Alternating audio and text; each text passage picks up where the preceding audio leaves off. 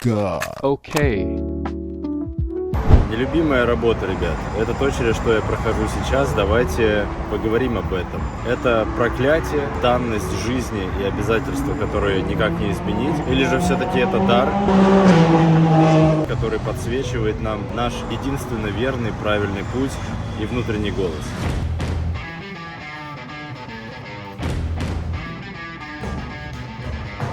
Поехали, будете со мной в процессе. Впереди 8 часов. Поехали.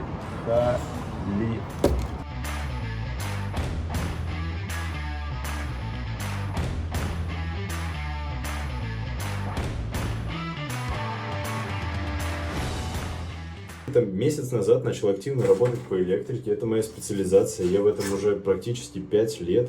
Начиная с работы на ТЭЦ электромонтером в ремонтном и оперативном персонале, заканчивая работами в Турции, в кафе, в коворкингах.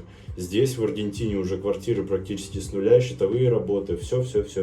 Но в какой-то момент у нас было 6 переездов, начиная с сентября по декабрь прошлого года было 6 переездов с 3 детьми за 3 месяца, и нужно было срочно депозит покрыть, оплату, и у меня тогда между объектами был перерыв. И я вот постучался к ребятам рандомно, сказал: все, под лежачий камень вода не течет, и мне нужны деньги, любым способом, как можно больше, здесь и сейчас. И мне сказали: ага, электрика, но здесь она недоступна, ее здесь уже распилили.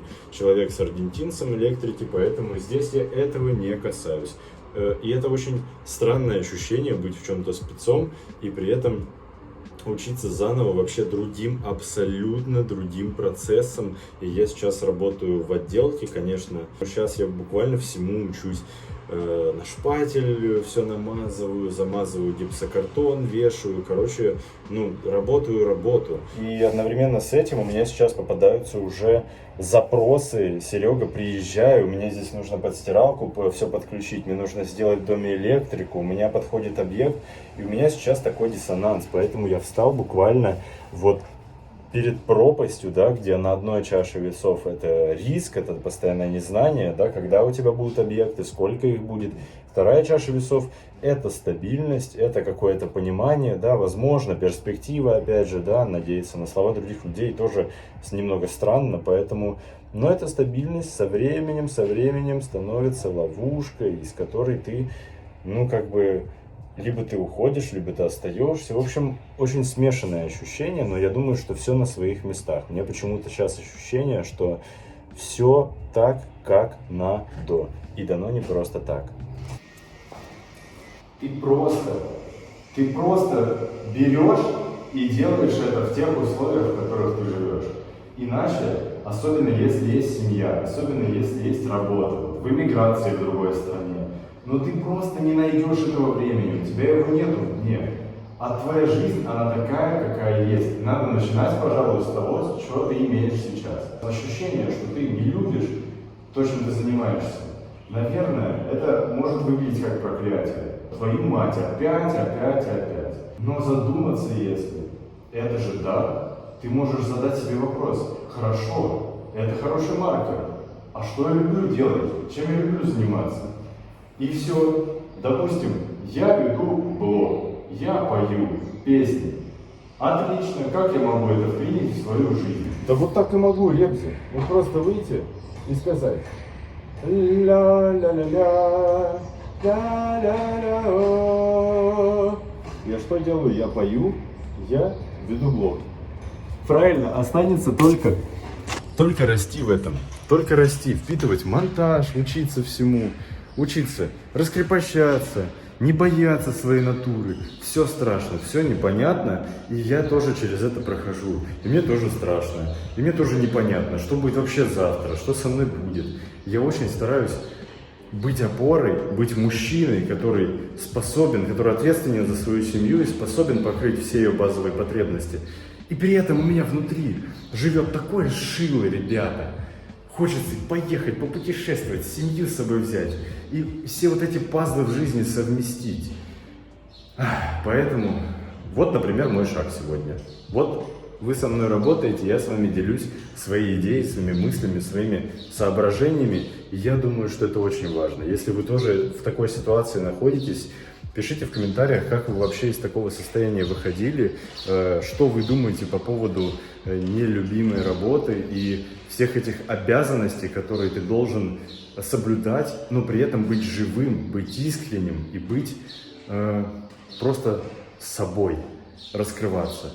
Как вы решаете вообще эту дилемму? Напишите в комментариях, как вам это удается. Правда, ребята, еще в том, что процесс поиска своего дела, своей любимой, своих занятий, понимания себя, он занимает время. И не позанимавшись какой-нибудь херней, вы вряд ли сможете узнать себя так хорошо. То есть невозможно выбрать просто посидеть, подумать годик-второй и «О, вот чем я хочу заниматься». Я это понял. Во-первых, плюс того, что вы вписываетесь во всякую херню, в том, что вдруг для вас это окажется чем-то посильным и к чему лежит душа, и вы продолжите. Ну и другой плюс, если все-таки этого не случится, в том, что вы заработаете хотя бы за это какие-то деньги и получите бесценный опыт. Поэтому, если вы сейчас еще учитесь, если у вас нет обязательств перед семьей, вы не кормите, не переезжаете никуда, экспериментируйте, ребята, экспериментируйте. Это единственно правильный путь. Просто я тоже этим занимаюсь, но не могу себе позволить провести какое-то время без работы или посвятить его только каким-то увлечениям. То есть я вынужден параллельно добывать деньги для своей семьи, чтобы выжить в эмиграции здесь, оплатить все необходимые расходы и вообще продукты и так далее. А это недешево. Но тем не менее, да, если вы даже в таких условиях что-то продолжаете делать, то есть это тоже же классный маркер.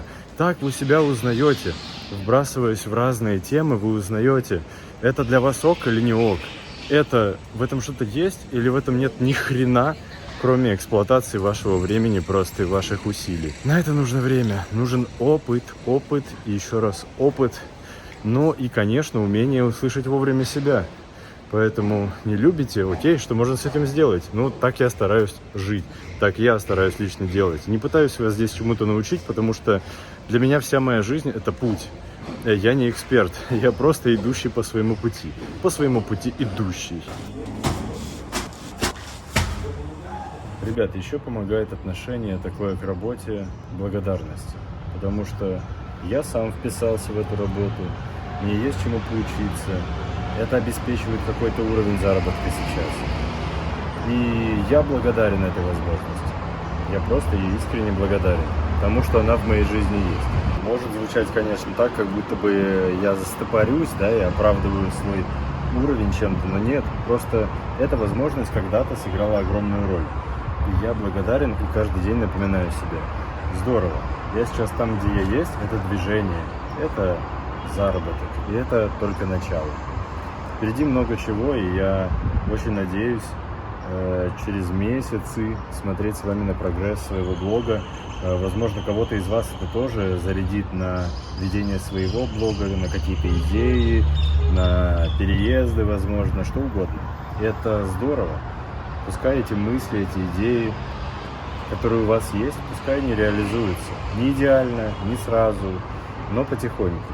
Пусть все приходит со временем. Я думаю, что таким образом можно любой марафон преодолеть в своей жизни и потом чувствовать себя реализованным, наполненным. Да и, наверное, важно не потом, важно еще и сейчас, в моменте, каждый день. Это движение, пусть оно придает сил само по себе. Вот как я на это стараюсь смотреть. Все, закончил я свой рабочий день.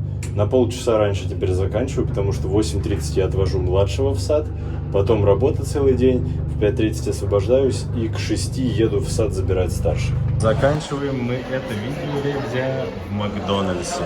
Да. Будем сейчас перекусывать, у нас здесь игрища вечерние, ролевые.